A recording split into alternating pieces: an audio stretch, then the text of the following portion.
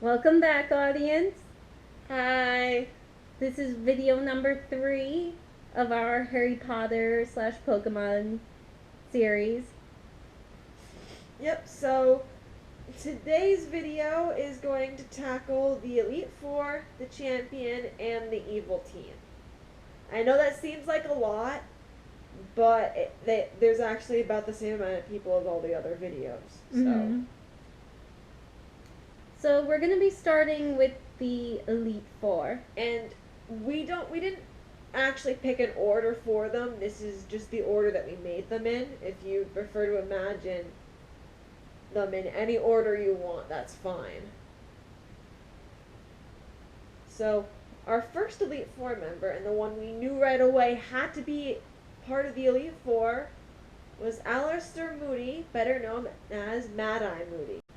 So before we get into who's what, I'd like to remind everyone about the various rules for what Pokemon we allowed ourselves to use.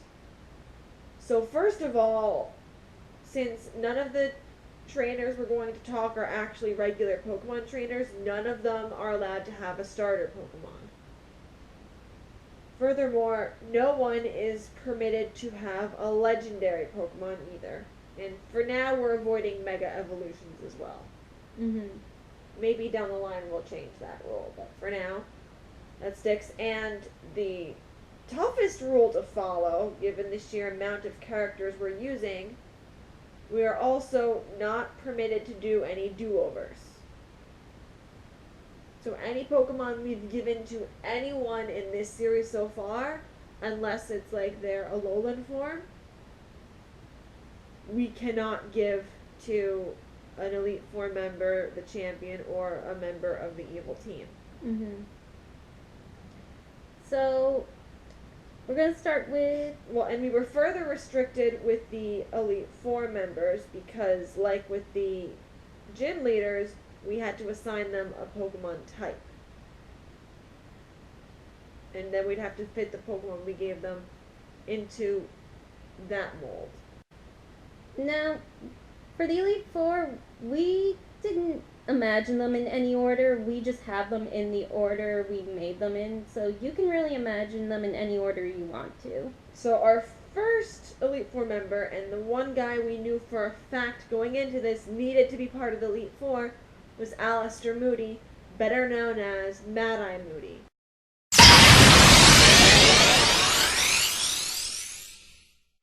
We gave him the rock type because it seemed like a good fit for him. So the first Pokemon that we gave him was Rampardos. Now, for the Pokemon that we picked when we were thinking of Moody, Well, he's old, so we put an emphasis on fossil types. Yes. And Rampardos is a fossil Pokemon. Also, from just his character alone and how he is as an Auror, Moody seems like the type of Auror who can do a lot of damage with little effort. And a lot of the rock Pokemon that we picked are capable of that. Like, according to Rampardos' Pokedex entry for Pokemon Diamond, its powerful headbutt has enough power to shatter even the most durable things upon impact, so a lot of damage from only one move. His next Pokemon, another fossil Pokemon, is Kabutops. Now, this one was picked because, well, one thing Moody says constantly, especially in the books, is constant vigilance. What says that better than having your arms be literal blades? Well, interesting fact about Kabutops blades. According to its Pokedex entry for Pokemon Stadium, its sickle-like forelegs are sharp enough to drain the foe's body fluids entirely, so... That's a quick kill. Moody would appreciate that. So his next Pokemon is a Bastiodon. Mm.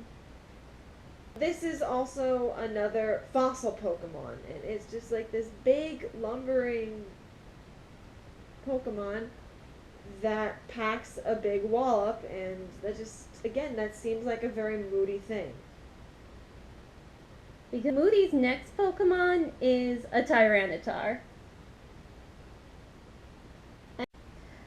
So, according to its Pokedex entry for Soul Silver, Tyranitar, extremely strong, it can change the landscape. It has an insolent nature that makes it not care about others. So, a very savage Pokemon, and Solitary. And while Moody does care a lot about the auras under him, he's still a very solitary dude. mm-hmm. So the next Pokemon we picked is Rhyperior, and this is mostly for aesthetics, because I look at Rhyperior, and he looks like Moody, but with 2 eyes. He does. Kind of scary, actually. I know. Like, you look at it, and he looks like Moody. He does. So weird. So besides that, you know, again, like with all of his other Pokemon, a big Pokemon that can deal a lot of damage. So then that leaves us to his 6th and final Pokemon, Gigalith. Now, Gigalith, again, another Pokemon who can pack a lot of damage. According to Alpha Sapphire, compressing the energy from its internal core lets it fire out an attack capable of blowing up a mountain. So, I can see Moody blowing up a mountain if he needed to. yeah. If it was necessary. Maybe there were a lot of Death Eaters living on top of it. An idiot looked at him funny. Constant vigilance and all that. Maybe. So that's it for Moody. Our next member of the Elite Four is Kingsley Shacklebolt. And we ended up giving him the electric type.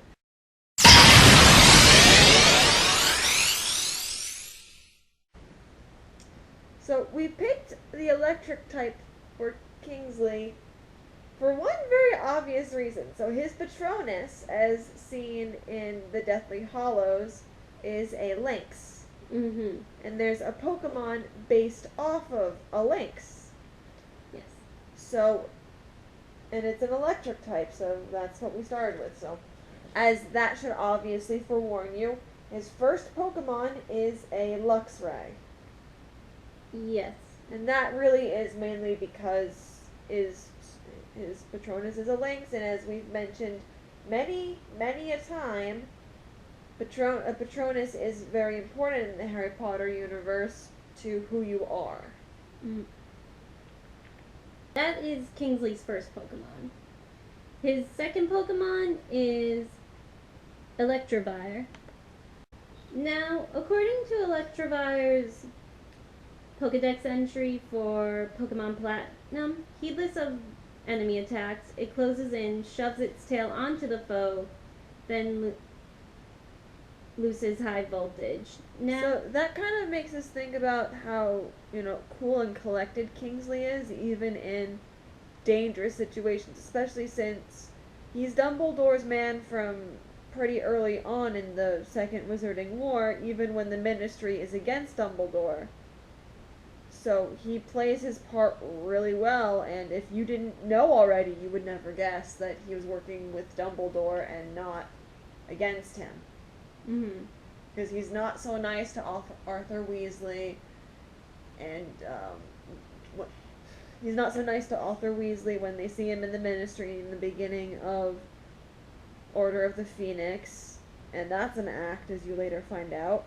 And you see him with the rest of the Ministry officials when Dumbledore's army gets busted. Exactly, and Dumbledore has to knock him out to keep the charade up, but he plays the part very well. So the whole heedless of the enemy attacks thing just makes us think, you know, Electivire will charge in regardless, and that kind of makes us think of Kingsley.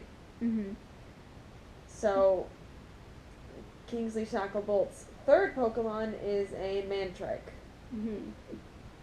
Now, Mantrike, according to its Pokedex entry for Pokemon Omega Ruby, is constantly discharging electricity from its mane. The sparks sometimes ignite forest fires. When it enters a battle, the Pokemon creates thunderclouds. So now that just proves that how intimidating of a Pokemon it can be, and Kingsley is a big guy, so you don't expect much from him, but he does look very intimidating. He can be. Mantrike, well, it's not as obvious as some of the others. It does resemble a dog, and dogs are usually depicted as loyal, so it does make you think about Dumbledore's army and Dumbledore himself and how he helps them out. Even though he does have to act like he's against them. Yep. So his fourth Pokemon is Zebra Strike. So this one's a bit more abstract. A lot of its Pokedex entries talk about how Zebra Strikes are ill-tempered. Yep. That's not Kingsley at all, but he has to deal with a lot of ill-tempered people constantly at the Ministry.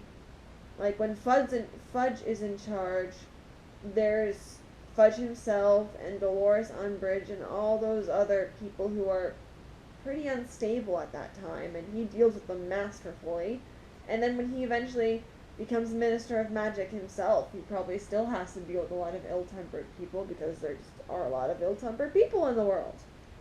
So that's it for Zebra Strike. His next Pokemon, and we're not really entirely sure why we picked this one. Mm-hmm.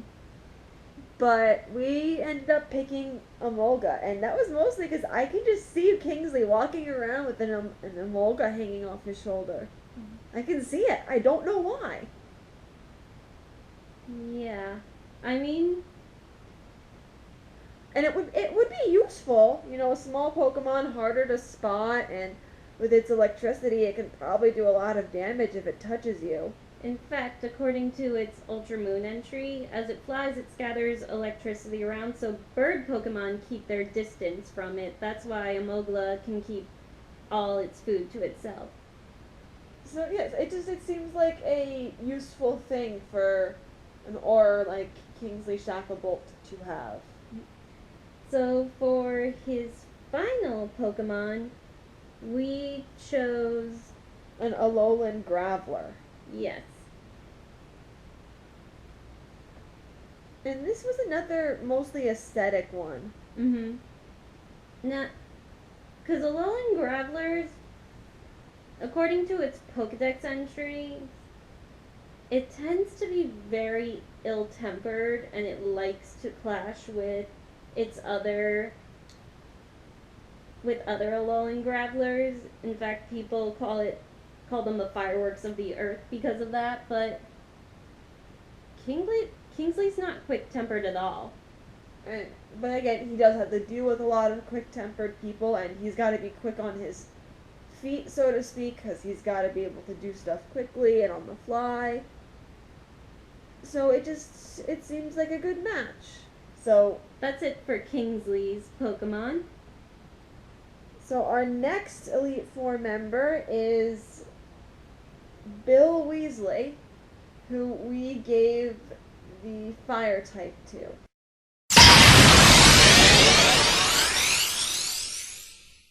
So we gave Bill the fire type, not really for any specific reason. It seemed like a type he'd like. Mm-hmm. And they're harder to find. Like that's one of the rare types to find something from. Mm-hmm.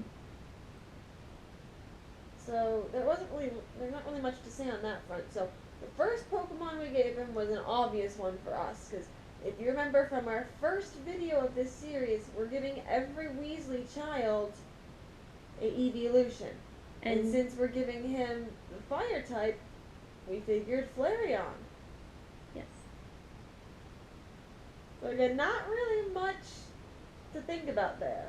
Mm-hmm. Now, his second Pokemon is an Arcanine, and according to a Pokedex entry on Arcanine from Pokemon Gold, this legendary Chinese Pokemon is considered magnificent. Many people are enchanted by its grand mane. Now, Bill, he has a lot of interest in archaeology. He's also a curse breaker for Gringotts. So we figured the legendary part would be something that would be of interest to him. Also, Arcanine it looks like a dog, and if you don't remember from the books, Bill got attacked by a werewolf. So we didn't think that'd be too remiss. No.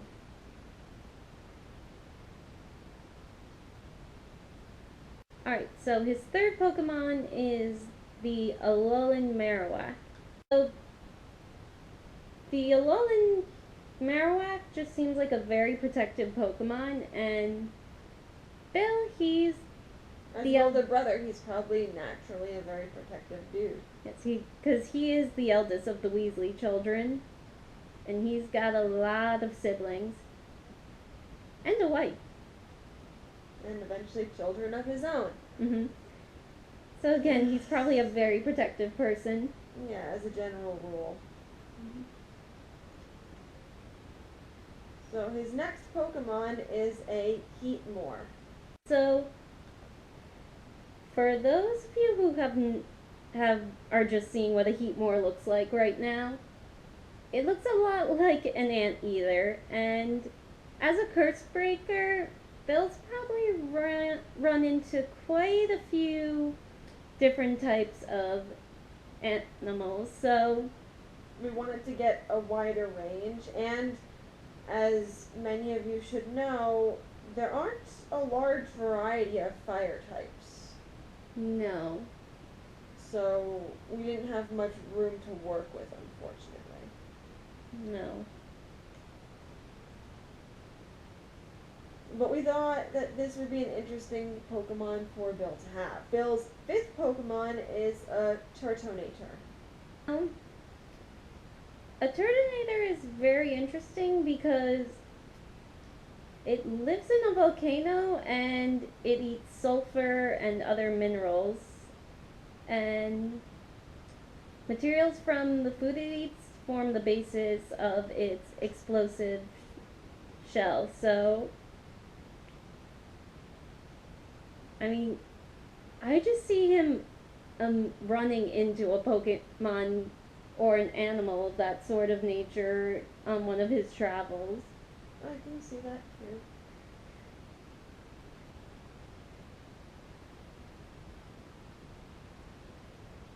too. And Bill's last Pokemon is a Darmanitan. So we mostly picked this Pokemon because we thought it looked cool, and Bill liked it looks edgy, and Bill likes edgy. When we are first truly introduced to him in the Goblet of Fire, his mother is constantly complaining because his hair's too long, and he has a dragon fang earring, and she doesn't like it. So Bill does really like edgy. So I think you'd appreciate the looks of this guy, because he looks badass. He does. So that's Bill. On to our final member of the Elite Four. We have Sirius Black. Yep.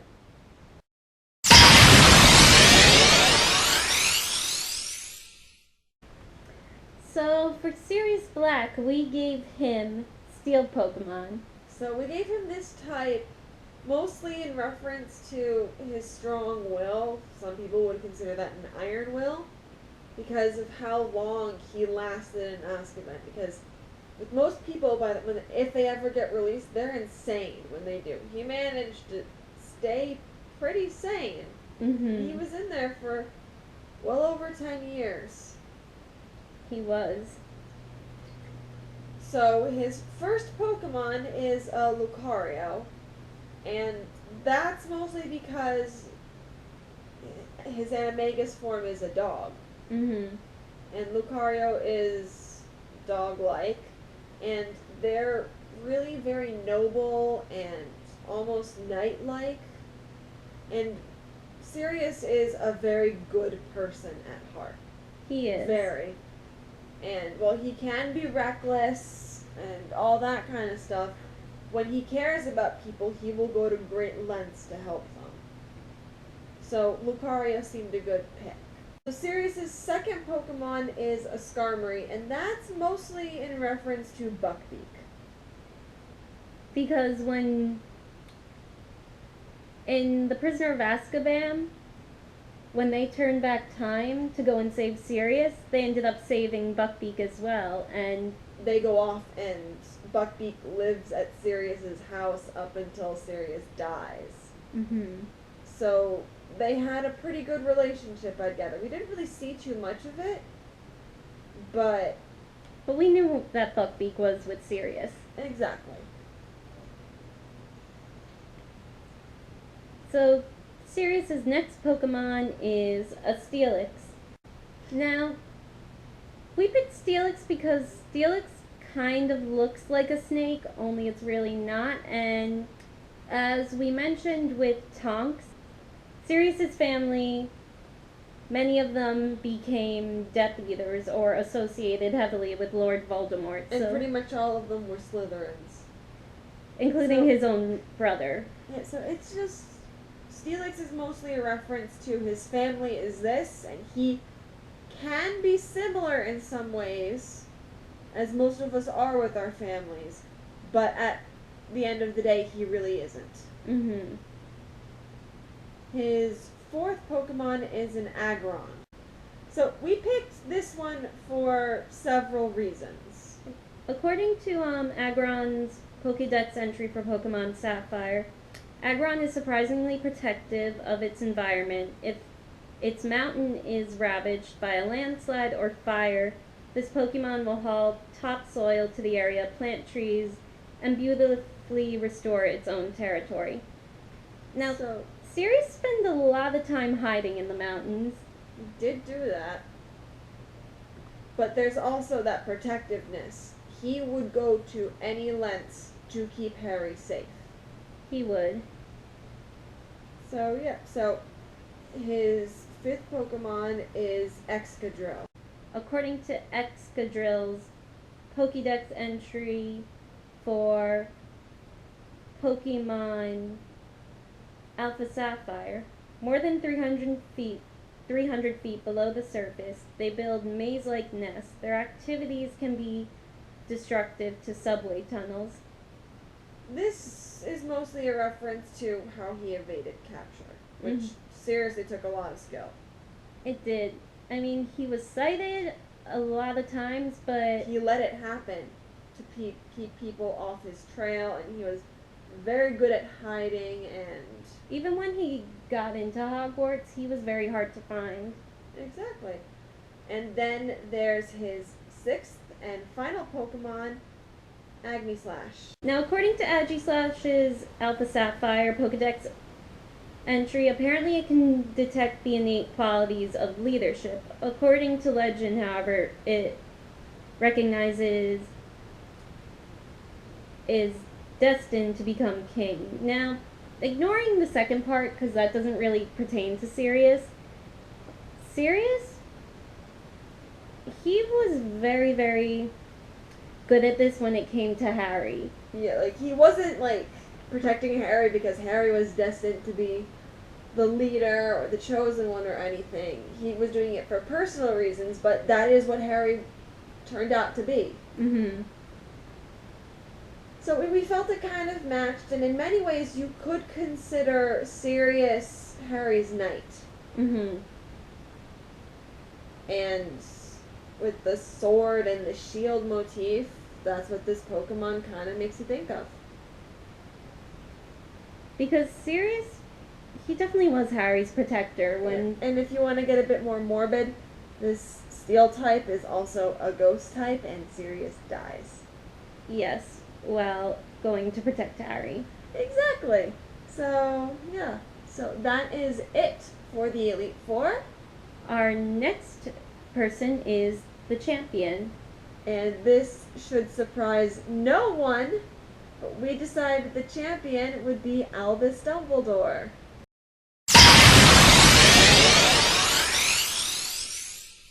So, Dumbledore is the only wizard that Voldemort himself feared, and he is considered one of the most powerful, so it should be no surprise, as Dragon said to anyone, that we made him the champion.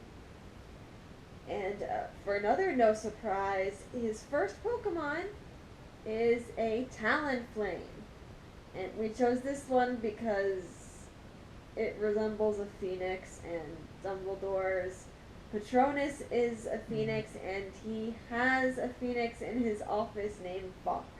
Yep. In fact, according to its Pokedex entry for Pokemon Moon, it zooms directly at its prey at flight speeds close to 310 miles per hour, while fiery embers scatter from gaps in its feathers. Now, phoenixes are associated with flames because they burst into flames when they die. And Talonflame is a fire and flying type, so. Fox, Phoenix. Yep. Pretty obvious. So his next Pokemon is a Milotic. So the second Pokemon that Dumbledore has is a Milotic. And this is mostly because to get a Milotic, you need to evolve Phoebus, which is not easy. In the earlier games, you needed to get their beauty all the way up. In later games, you need to trade it while holding a prism scale. So, and that can take a lot of work and can be annoying. So, because especially since Phoebus isn't much on its own, it's not very attractive. It doesn't know a lot of moves. It's pretty weak. So it takes a lot of work and patience to get a Milotic. So it seems like something that Dumbledore would love doing. It does. Right, so Dumbledore's next Pokemon is a Snorlax. Now, Snorlax, if you don't know this, is a very big and lazy Pokemon. Which, admittedly, does not really match Dumbledore. But when it is awake, a Snorlax is a very, very strong Pokemon. When, according to its Ultra Sun Pokedex entry, it doesn't do anything other than eat and sleep. When promoted to make a serious effort, though, apparently displays awesome power. And you can kind of equate this to Dumbledore in the movies and the books, because he doesn't really, on screen anyway, for the audience to see, do much. No. He leaves Harry little itty-bitty clues and expects Harry to figure it all out, but the few times we do see him in action, it is epic. Mm-hmm. So, it fits him. Alright, so for his next Pokemon, we picked a Togekiss. We picked Togetic because, well, Togepi are rare to find, and that does seem like something Dumbledore would look around for. Mm-hmm. And Togepi evolves into Togetic with when it has high friendship with you. And Dumbledore is all about the power of love. He is. And then, it wouldn't be out of the realm of possibility for him to get his hands on a shiny stone and then evolve his Togetic into a Togekiss. So that's our reasoning behind Togekiss. They're rare, they're powerful. It seems like the kind of thing Dumbledore would have been attracted to. His next Pokemon is Mantine. So this is mostly because of the relationship between Mantine and Remoraid. You see them together in their sprites in many of the games. A lot of Pokedex entries talk about how they have a symbiotic relationship, and it seems like the kind of thing Dumbledore would appreciate. Is Remoraid, it gets protection from the Mantime and scraps of food and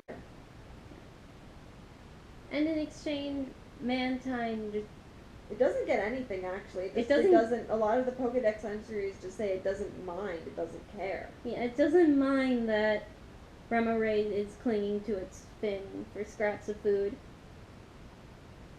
So it's not actually a symbiotic relationship. It's just Mantine being nice. Yeah.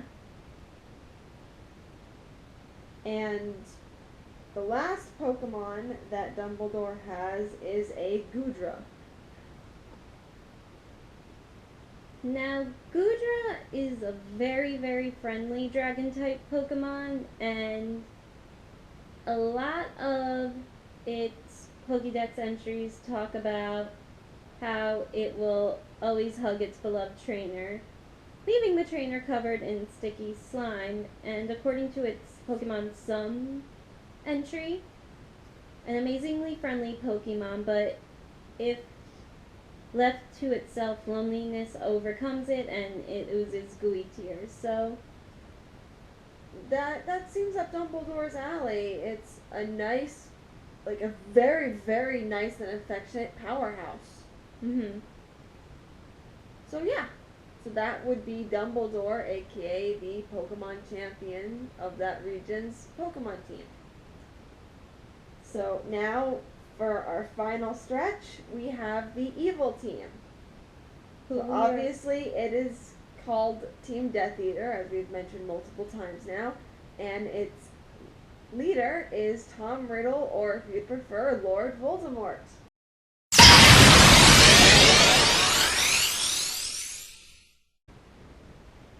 So Lord Voldemort's first Pokemon is an Arbok. Surprise, surprise. And, I mean, this is pretty obvious. It's a snake. So Voldemort's the heir of Slytherin, and both he and Slytherin, and by extension Slytherin House, have a heavy snake motif. Voldemort even has Nagini, who many in all honesty consider to be his familiar. And he has a very, he treats her much better than he treats, literally anyone. He even, makes her his Horcrux. And then she gets killed. Yeah. But, so, Arbok was an obvious choice. As is his next Pokemon, Seviper.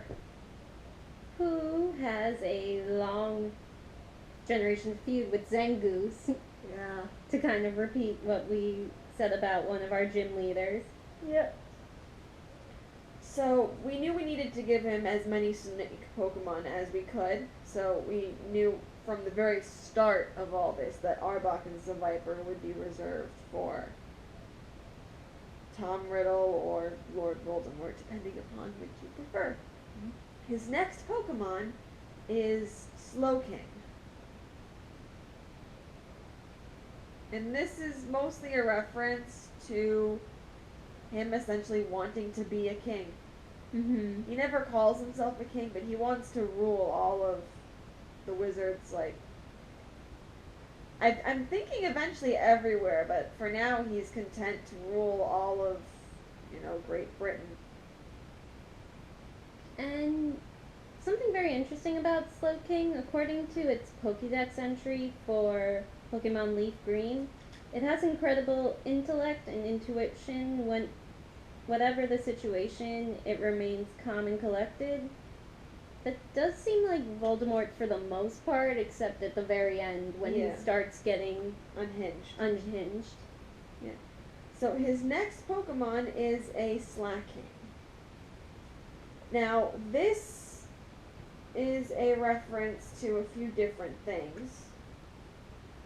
But one thing I really liked about this correlation is Slacking, it's a complete powerhouse. It can do so much damage, but it won't do anything right away. You need to wait a few turns before it'll actually make a move. In fact, according to its Pokédex entries for Pokemon Diamond and Pearl, the world's laziest Pokemon, when it is lounging, it is actually saving energy for striking back. So this is mostly a reference to how, well, Voldemort's, he's the big bad of the whole thing. He doesn't become involved directly, like truly directly, until pretty late in the series. So there are 7 books. He does not, make a full-on appearance where he's threatening on his own until the very end of the 4th. That says a lot. And he's not very present in the books either.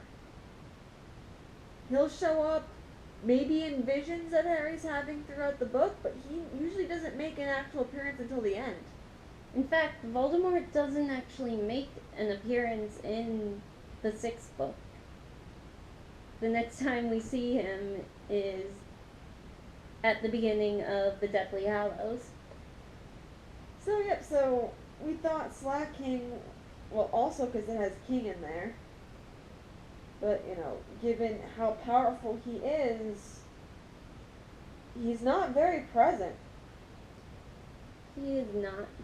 So, for our lieutenants for Team Death Eater, we stuck to the usual rule with these things that poison and dark types are what they usually get. So we stuck with that. So obviously the first lieutenant is Bellatrix Lestrange.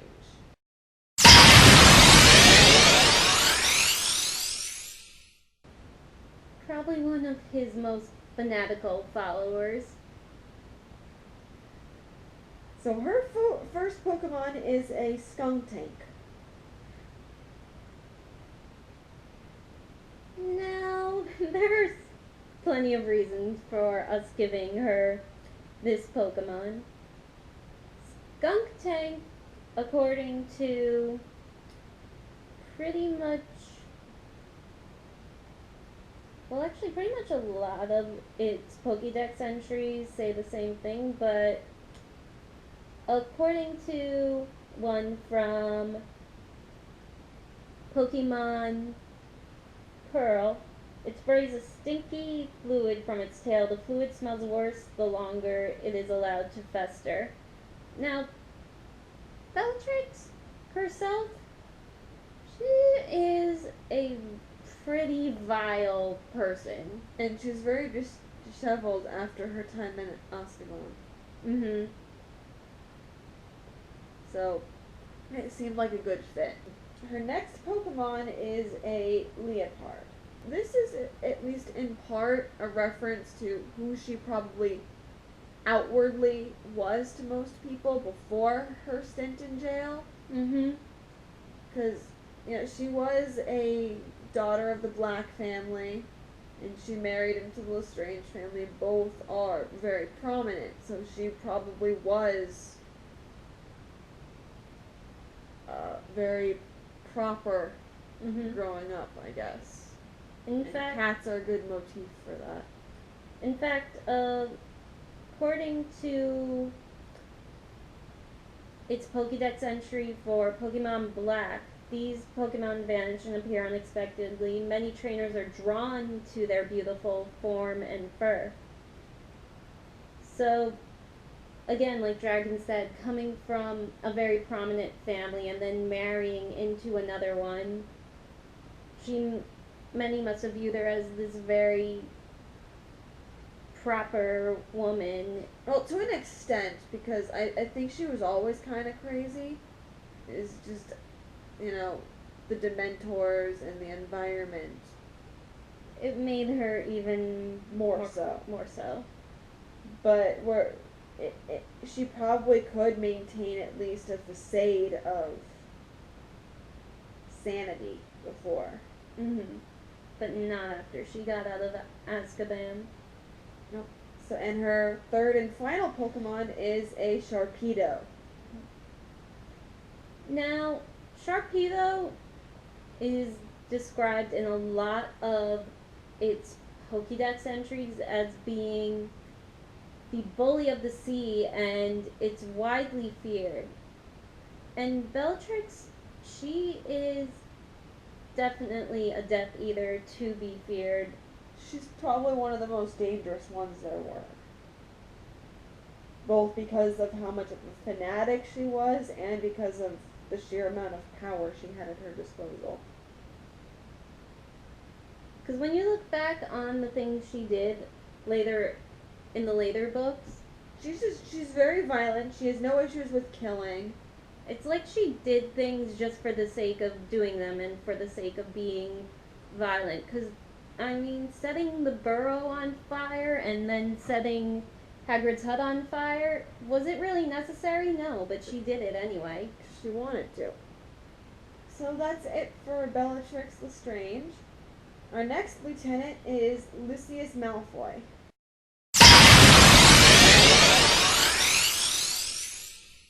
So his first Pokemon is a Nidoking.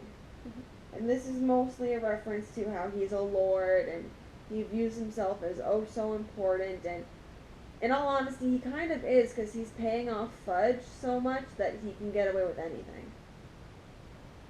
It takes him until the end of the 5th book, after Fudge resigns, to end up in Azkaban for what he had done.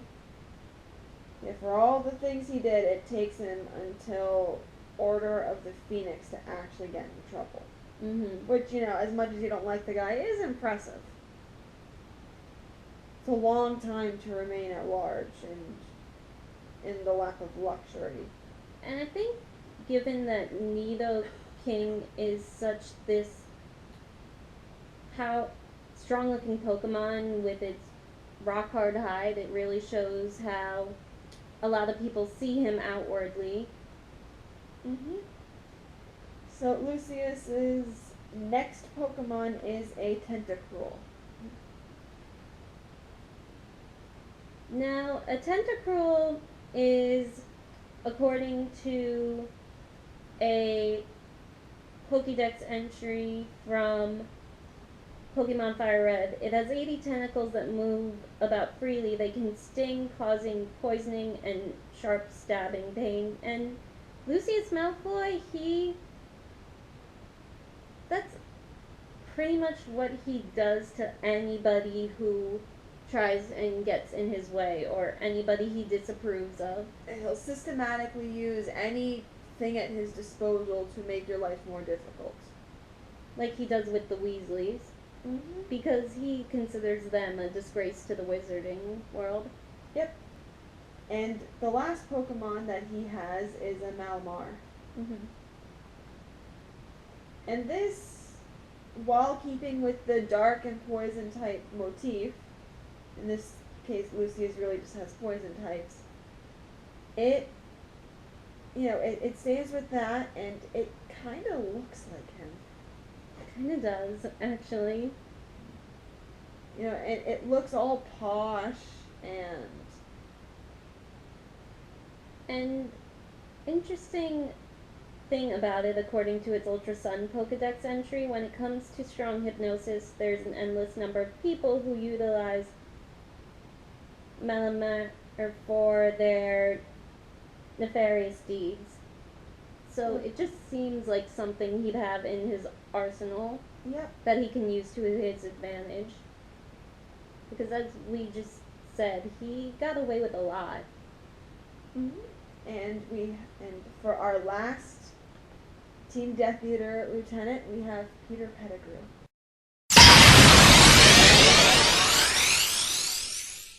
So we got a bit creative with Peter Pettigrew because he spent so much in the story. He spent so much time at large, and he was a quote-unquote good guy for so long. So instead of keeping with the must be dark or poison type, we just stuck with giving him Pokemon that looked like rats or mice. Because he was an animagus, and that's what he turned into, a rat. And he spent 12 years as the Weasley's pet rat Scabbers. Yep. So, his first Pokemon is a Raticate. Mm-hmm.